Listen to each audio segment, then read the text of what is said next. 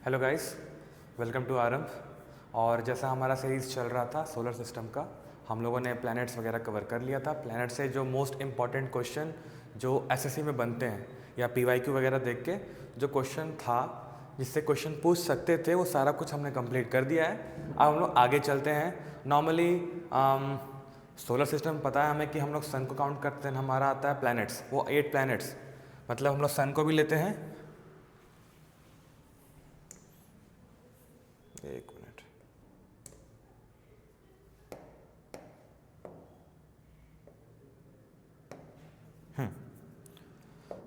तो हम लोग सन को काउंट करते हैं, हम लोग सन को काउंट करते हैं प्लस वो हमारे जो 8 प्लैनेट्स हैं। तो थोड़ा सा लास्ट क्लास का मैं थोड़ा ब्रीफ बता देता हूँ आप लोगों को, उसके बाद हम लोग आगे बढ़ेंगे सन की तरफ, ठीक है। तो हम लोग पहले 8 प्लैनेट्स कंप्लीट कर चुके थे। 8 प्लैनेट्स में क्या क्या था हमारे पास? मरकरी, देन वीनस, देन अर्थ, मार्स। उसके बाद क्या आता था हमारे पास? एस्ट्रॉइड का पूरा बेल्ट आता था, ठीक है। Then Jupiter, Saturn, Uranus and Neptune. Pluto को हम लोग अब ड्वार्फ प्लैनेट पे काउंट करते हैं। तो हमारी ये 4 जो प्लैनेट्स थे इस तरफ, मतलब सन यहाँ पर है हमारा, सन से लेके इस तरफ जो काउंट कर रहे हैं ये हमारा मरकरी, वीनस और अर्थ और मार्स। ये हमारे क्या कहलाते हैं? बहुत इनको कुछ कुछ नामों से जाना जाता है। पहला होता है टेरेस्ट्रियल प्लैनेट्स बोलते हैं, ठीक है। इसके बाद इनर प्लैनेट्स भी बोलते हैं, ठीक है। अब उसके बाद हमारा मरकरी, वीनस, अर्थ, मार्स के बाद आता है हमारा एस्ट्रॉइड का बेल्ट। एस्ट्रॉइड का बेल्ट के बाद आता है हमारा Jupiter, Saturn, Uranus and Neptune. इसको क्या बोलते हैं? इसको बोलते हैं जोवियन प्लैनेट्स या फिर बोलते हैं गैस जाइंट्स। मोस्टली मतलब ये सारे तो गैस से ही बने हुए, इसलिए गैसियस प्लैनेट्स हो गए, जोवियन प्लैनेट्स हो गए। या फिर इसको बोलते हैं इन चारों को आउटर प्लैनेट्स। जैसे इनको इनर बोलते हैं वैसे इनको आउटर बोलते हैं। और मैंने अब लास्ट वो सारे बताए थे पॉइंट्स, कितने मून हैं और इनको किस नेम से जाना जाता है, सारा कुछ, ठीक है। तो आज हम लोग कुछ देरी नहीं करते हैं, सीधा हम लोग पॉइंट पे चलते हैं। थोड़ा पिछला क्लास का ब्रीफ बचा हुआ था, बस वो कंप्लीट कराना था, मैंने करा दिया। आगे चलते हैं। ये वाला हमारा था, ये सन के बारे में पढ़ रहे हैं, ठीक है। सन, जब भी सन का जिक्र आता है तो हम लोग बात करते हैं वेरियस लेयर्स, ठीक है। वेरियस लेयर्स देखा है तो आप लोग दिख रहा होगा, 1, ये 2, ये 3, उसके बाद ये तुम्हारा 4, ये 5, ये 6, कुल मिलाकर आपको 6 दिख रहे होंगे।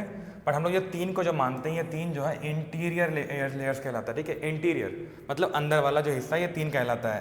तो जो पहला वाला दिख रहा है आपको, ये तो हमारा कोर हो गया। दूसरा हमारा होता है रेडिएटिव जोन,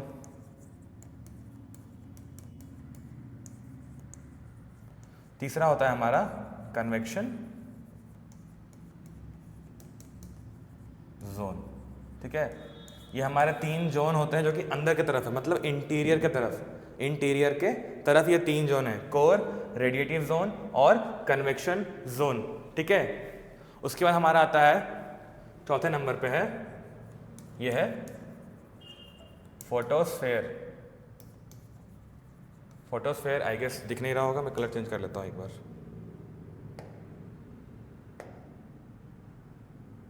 ओके, ये है फोटोस्फेयर, ठीक है। फोटोस्फेयर आ गया। देन ये वाला जो 5वां लेयर दिख रहा है आपको, ये वाला पॉइंट पे, ये है क्रोमोस्फेयर, ठीक है। और जो 6th वाला लेयर, ये वाला आता है हमारा कोरोना, ठीक है। कुल मिला के ये 6 लेयर्स होते हैं हमारे सन के पास में। 3 जो होते हैं हमारा ये मेन, इसको इंटीरियर लेयर्स भी बोलते हैं। देन हमारा आता है फोटोस्फेयर, क्रोमोस्फेयर, देन आता है कोरोना, ठीक है। अब उसके बाद कोर का इंपॉर्टेंस यही है कि जो भी हमारा एनर्जी जो सन से रिलीज हो रहा है, निकल रहा है, तो वो कोर, सारा जो रिएक्शन जो भी होता है वो कोर में ही होता है। और रिएक्शन होता भी है तो कौन सा रिएक्शन होता है? वो है न्यूक्लियर फिजन, जहां पे हाइड्रोजन ब्रेक करता है, हीलियम बनाता है, देन वो एनर्जी भी क्रिएट करता है, ठीक है। तो हाइड्रोजन वो करेगा तो हीलियम बनाएगा, हीलियम प्लस एनर्जी आएगा, ठीक है। हीलियम फिर एनर्जी आएगा, और वही एनर्जी आगे आता है रेडिएटिव जोन में, वहाँ से फिर कन्वेक्शन जोन में, फिर वो आगे पास ऑन होता है, फिर हम लोग को आगे वो नज़र आता है। आपको दिख रहा होगा, आप एक बार स्क्रीनशॉट ले सकते हैं।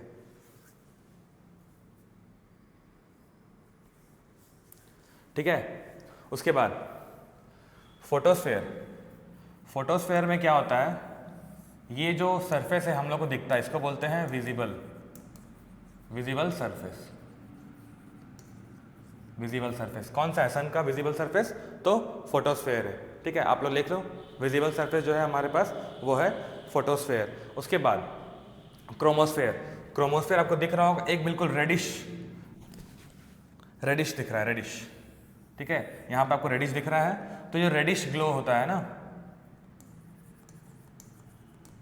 रेडिश ग्लो जो होता है, वो जो ग्लो हो रहा है वो क्रोमोस्फेयर में ही हो रहा है। और वो रेडिश ग्लो हम लोगों को दिखता है कब, सोलर एक्लिप्स के टाइम पे। आगे बताऊंगा सोलर एक्लिप्स क्या होता है। देन आता है हमारा कोरोना। कोरोना जो होता है ये outer most layer of the sun है कोरोना, और जो कि रिंग लाइक शेप में नजर आता है कब आता है, जब होगा सोलर एक्लिप्स। तो आप लोगों को सन से इंपॉर्टेंट क्या होता है, 2-3 फैक्ट्स है। पहला है लेयर्स ऑफ द सन क्या क्या है आपको याद रखना चाहिए, पहला चीज। दूसरा, जो भी रिएक्शन हो रहा है वो कोर के अंदर ही हो रहा है। कोर मतलब बिल्कुल इस वाले पोर्शन में हो रहा है। ठीक है, कोर के अंदर हो रहा है।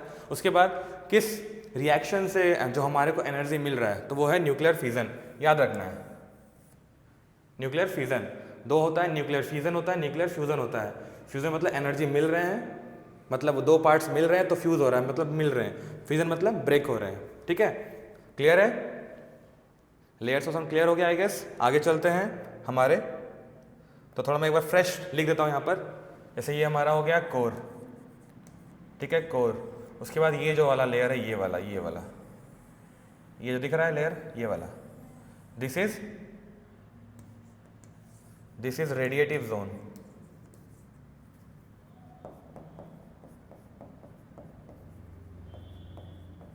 ठीक है, उसके बाद ये वाला जो लेयर दिख रहा है बाहर वाला, ये हुआ कन्वेक्शन जोन।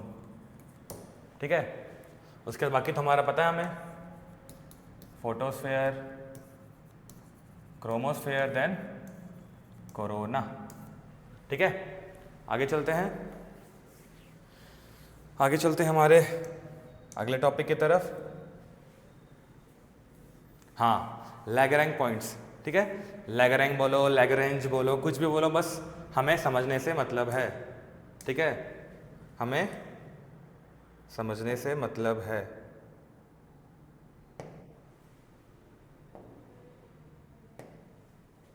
एक मिनट, हाँ, तो अब अगला पॉइंट है हमारा,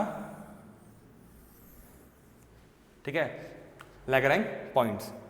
तो कुल मिला के हमारे पास पहले लैग्रैंज पॉइंट्स होते क्या हैं, तो दो लार्जर बॉडीज के बीच में जो एक ग्रेविटेशनल पुल होता है ना, जो मतलब एक दूसरे को खींचते हैं, तो उस पॉइंट पे मतलब वो ग्रेविटेशनल पुल का इफेक्ट बिल्कुल कम होता है।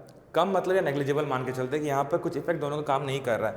तो कुल मिलाकर इस तरह के 5 पॉइंट्स हैं लैग्रैंज पॉइंट्स, मतलब सन और अर्थ को लेके, कि जहाँ पे वो ग्रेविटेशनल पुल दो बॉडीज़ के बीच में, मतलब दो बॉडीज़ कौन, सन और हमारा अर्थ, उन दो बॉडीज़ के बीच में वो 5 पॉइंट्स में ग्रेविटेशनल पुल बहुत कम है। ठीक है, ये हमारा लैग्रैंज पॉइंट्स हुआ।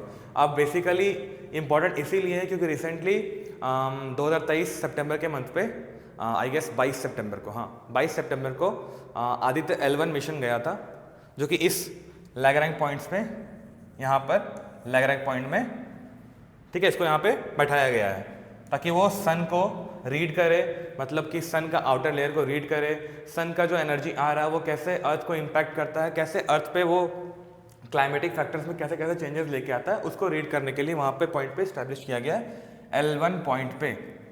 तो देखते हैं कुल मिला के हमारे पास कितना है, 5 पॉइंट्स हैं। 5 पॉइंट्स हैं, कौन कौन से हैं, L1, L2, L3, L4 और L5।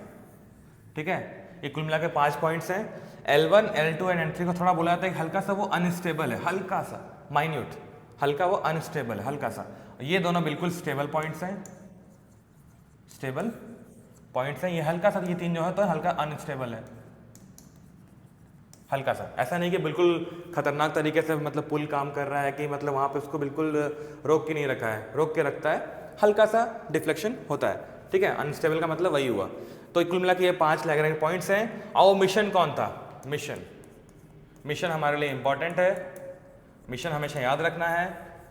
कौन सा था? आदित्य L1 मतलब वही हमारा लैग्रैंज पॉइंट्स के बारे में। आदित्य मतलब आदित्य पर्यायवाची किसका है? सन का। तो आदित्य L1 मिशन गया है यहाँ पर, ठीक है, L1 पॉइंट पे। और इसमें क्या क्या इंपॉर्टेंट फैक्ट्स आप लिख सकते हैं। हमारा वो satellite launching vehicle PSLV, my mistake, PSLV polar satellite launching vehicle C-57 से लॉन्च किया गया। कहाँ पे? आदित्य L1 को लॉन्च किया गया है प्लस, और कौन सा डेट को किया गया है? तो 2023 को सितंबर में किया गया था। और वहाँ पे इस्टेब्लिश कब हुआ है? तो 5th ऑफ जैन 2024, ठीक है, यहाँ पर इस्टेब्लिश हुआ है। आगे चलते हैं हमारा अगला फैक्ट की तरफ, एक्लिप्स के बारे में। तो एक्लिप्स 2 तरीके का होता है। पहला है सोलर एक्लिप्स, आपको ये दिख रहा होगा, ठीक है, ये वाला है सोलर, ये वाला है, बहुत नाम से जाना जाता है, सूर्य ग्रहण बोलते हैं, सूर्य ग्रहण, चंद्र ग्रहण, ठीक है, सोलर एक्लिप्स, लूनर एक्लिप्स। इसमें कुछ जाने के लिए एक्स्ट्रा है नहीं, आगे स्लाइड पे चलते हैं, यहाँ पे आपको अच्छे से बताया जाएगा। 1 मिनट। यह है आपका सोलर इक्लिप्स। तो सोलर इक्लिप्स कब आता है? कब आता है? इस तरफ हमारा सन रहेगा, सन, बीच में हमारे क्या रहेंगे? मून, इधर आएगा हमारा अर्थ, ठीक है। जब सन के लाइट को मून ऑब्स्ट्रक्ट करता है अर्थ पे आने से, तो हमारा ये क्रिएट होता है। मतलब मान के चलना है कि ये रोटेटिंग बॉडीज है, रिवॉल्व कर रहे हैं। एक पॉइंट ऐसा आता है कि जब मून सन और अर्थ के एकदम बीच में आ जाता है, तो होता है हमारे पास सूर्य ग्रहण। मतलब ये सूर्य को ग्रहण लगा दिया, ठीक है। आगे चलते हैं, और हमारा चंद्र ग्रहण कब आएगा? चंद्र ग्रहण कब आएगा? मतलब लूनर इक्लिप्स कब आएगा? जब हमारा सन, इधर आएगा हमारा अर्थ, इस तरफ आएगा हमारा मून। मतलब अर्थ बीच में आके मून पे ग्रहण लगा दिया, वहां पर लाइट नहीं जा रहा है, ठीक है। ऐसे ही याद रखना है। सोलर में क्या था? मून बीच में, अर्थ और सन साइड में, ठीक है। लूनर में क्या होगा? अर्थ बीच में, मून इस तरफ, सन हमेशा स्टेशनरी है, सन भटकेगा नहीं। जो होंगे इन दोनों में ही बदलाव होगा, इन दोनों को ही बदलाव होगा, ये दोनों आगे पीछे होंगे, सन बिल्कुल स्टेशनरी अपने जगह पर रहेगा। आगे चलते हैं, एस्टेरॉइड। एस्टेरॉइड क्या होता है? एस्टेरॉइड क्या होता है? मतलब एस्टेरॉइड वही होता है ना, मतलब रॉक्स और मेटल से बना हुआ, जो हमारा एटमॉस्फेयर बोलते हैं, सॉरी, हमारे सोलर सिस्टम में रिवॉल्व कर रहे हैं। कहाँ पे? मार्स और जुपिटर के बीच में। ये हमारा एस्टेरॉइड का यहाँ बेल्ट है। एस्टेरॉइड बस कुछ नहीं, एक रॉक्स और मेटल से बना हुआ पीसेस हैं जो कि रिवॉल्व कर रहे हैं उस तरफ, और जो किसी कारण से प्लैनेट्स, ऑब्वियसली बात है, जब वो हमारा बिग बैंग एक्सप्लोजन हुआ था, उसके बाद वो माइन्यूट पार्टिकल्स जो हमारे रॉक्स के थे, डेब्रिस के थे, वो सारे मिल के कोलाइड किए हैं, देन जाके हमारा प्लैनेट्स वगैरह फॉर्म हुआ है। सेलेस्टियल बॉडीज प्रॉपरली बने थे राउंड शेप के, बट ये हुआ कुछ कारण से ये सब असेंबल नहीं हो पाए, मिल नहीं पाए, जुड़ नहीं पाए, तो इस पत्थर का शेप में ही रह गए, अनइवन शेप में रह गए, और ये ऐसे ही रिवॉल्व किए जा रहे हैं, ठीक है। तो हमारे होते हैं एस्टेरॉइड, ठीक है, वो हो गए हमारे एस्टेरॉइड। आगे चलते हैं हमारा कॉमेट की तरफ। कॉमेट क्या है? कॉमेट क्या है? तो ये बिल्कुल आइस से बना हुआ रहता है, ठीक है, ये बिल्कुल आइस से बना हुआ रहता है, आइस एंड डस्ट से बना हुआ रहता है ये कॉमेट। और जब ये सन के करीब जाता है तो इसका जो आइस है ना, वो मेल्ट होने लगता है, वेपराइज होने लगता है, तो हमको वो दिखता है कि हाँ ये आगे जा रहा है, बट कुछ चीज़ें इसके टेल जैसा दिख रहा है, आपको दिख रहा है, ये बिल्कुल मतलब लग रहा है कि गाड़ी से धुआं बाहर निकल रहा है वैसा। तो ये हमारा होता है कॉमेट।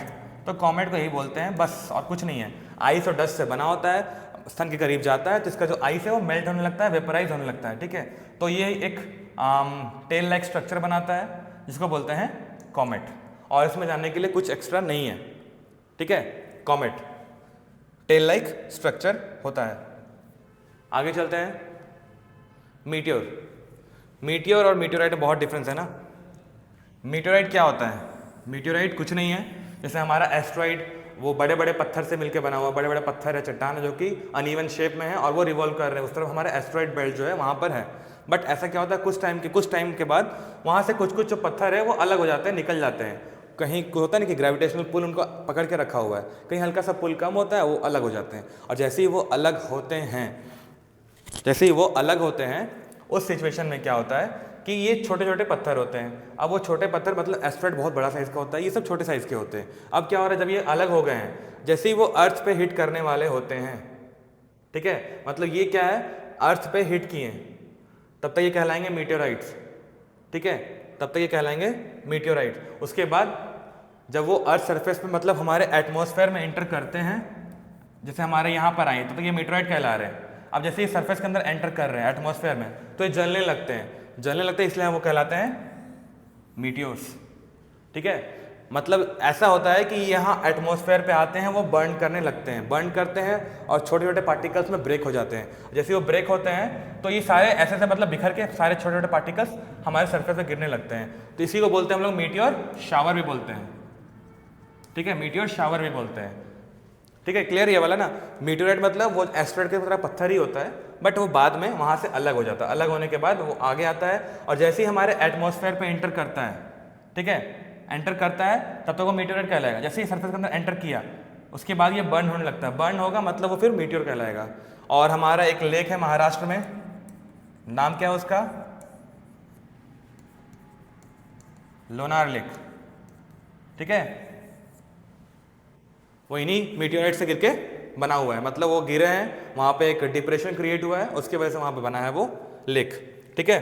आगे चलते हैं हम लोग, और सॉरी ये हमारा लास्ट स्लाइड था, हम लोग और आगे और इम्पोर्टेंट टॉपिक को लेकर कवर करेंगे, देखते रहिए। आरम, थैंक यू।